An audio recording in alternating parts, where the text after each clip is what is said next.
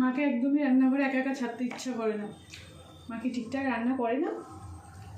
পারে না হয়তো মা রান্না ঠিকঠাক।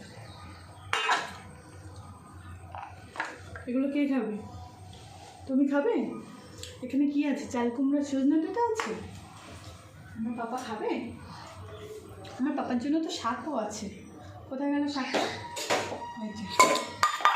এখানে আছে লাল শাক আছে, থানকুনি পাতা আছে, আর হচ্ছে সেচি শাক আছে। কে খাবে? তুমি খাবে? একটু নুন দিয়ে দিই। একটু নুন দিতে হবে, একটুখানি হলুদ দিতে হবে। কি তুমি খাবে পাপা?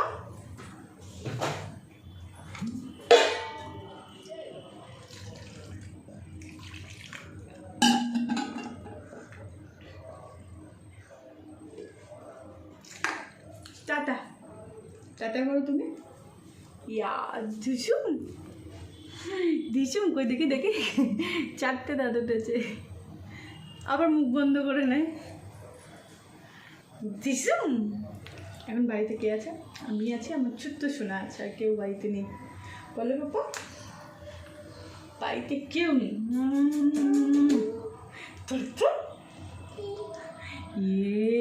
দিজুম দিজুম